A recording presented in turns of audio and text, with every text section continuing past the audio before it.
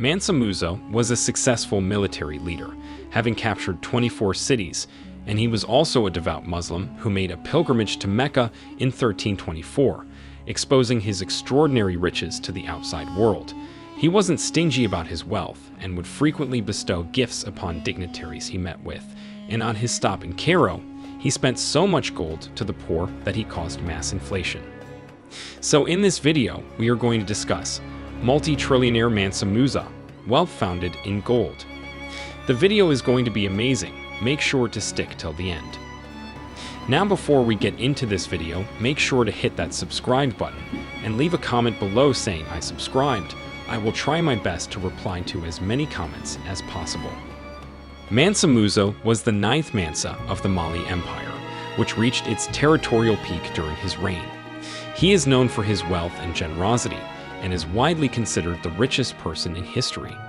His wealth came principally from the Mali Empire controlling and taxing the trade in salt from northern regions, and especially from gold panned and mined in the gold-rich regions to the south, such as Bambuk, Wangara, Bur, Galam, Tagaza, and other such kingdoms over many centuries.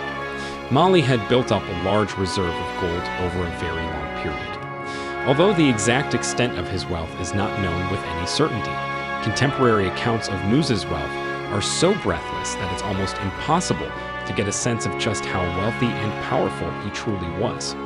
Some estimates put his wealth at around $400 billion in today's dollars, but this is just speculation. The Golden King. Mansa Musa was born in 1280 into a family of rulers. His brother Mansa Abu Bakr ruled the empire until 1312, when he abdicated to go on an expedition. According to 14th century Syrian historian Shibab al-Umari, Abu Bakr was obsessed with the Atlantic Ocean and what lay beyond it. He reportedly embarked on an expedition with a fleet of 2,000 ships and thousands of men, women, and slaves. They sailed off, never to return. Some, like the late American historian Ivan Van Sertima, entertained the idea that they reached South America. But there is no evidence of this. In any case, Mansa Musa inherited the kingdom he left behind. Under his rule, the kingdom of Mali grew significantly. He annexed 24 cities, including Timbuktu. The kingdom stretched for about 2,000 miles, from the Atlantic Ocean all the way to modern-day Niger, taking in parts of what are now Senegal, Mauritania, Mali, Burkina Faso, Niger, the Gambia, Guinea-Bissau, Guinea, and Ivory Coast. With such a large land mass came great resources such as gold and salt. During the reign of Mansa Musa, the Empire of Mali accounted for almost half of the old world's gold, according to the British Museum, and all of it belonged to the king.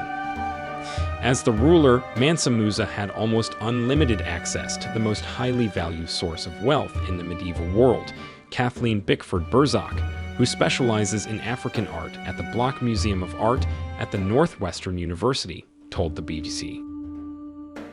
Major trading centers that traded in gold and other goods were also in his territory, and he garnered wealth from this trade, she added.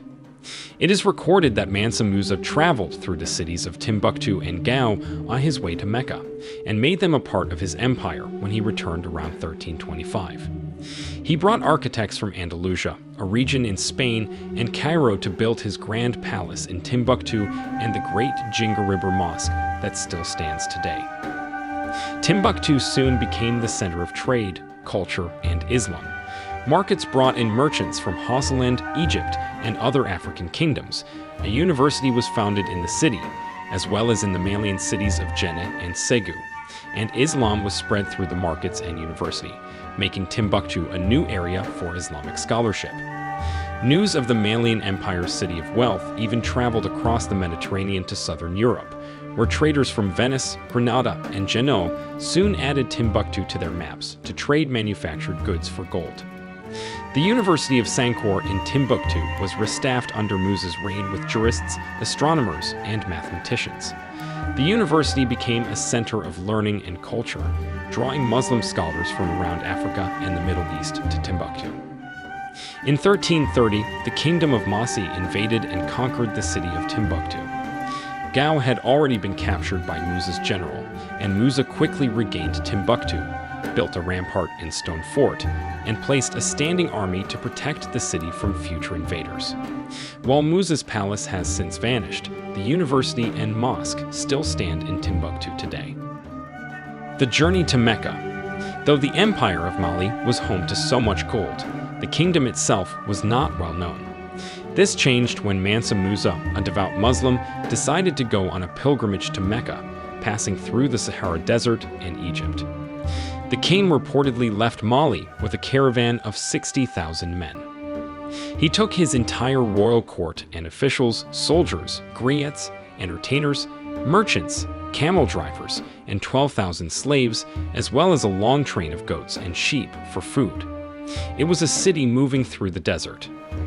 A city whose inhabitants, all the way down to the slaves, were clad in gold brocade and finest Persian silk.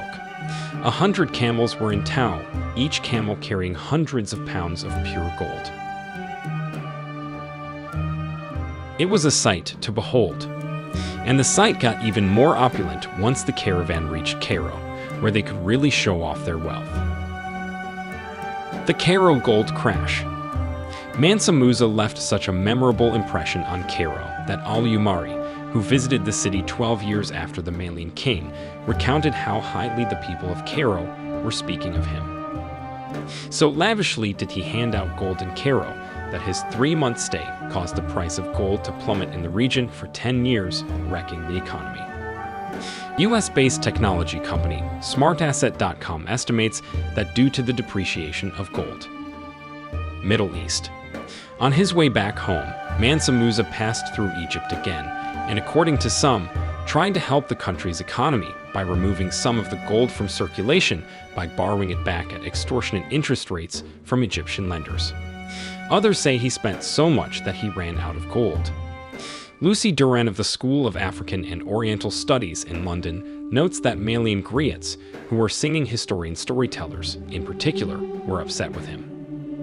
He gave out so much Malian gold along the way that jealous griots don't like to praise him in their songs because they think he wasted local resources outside the empire, she said. Education at heart. There is no doubt that Mansa Musa spent, or wasted, a lot of gold during his pilgrimage, but it was this excessive generosity that also caught the eyes of the world. Mansa Musa had put Mali and himself on the map, quite literally.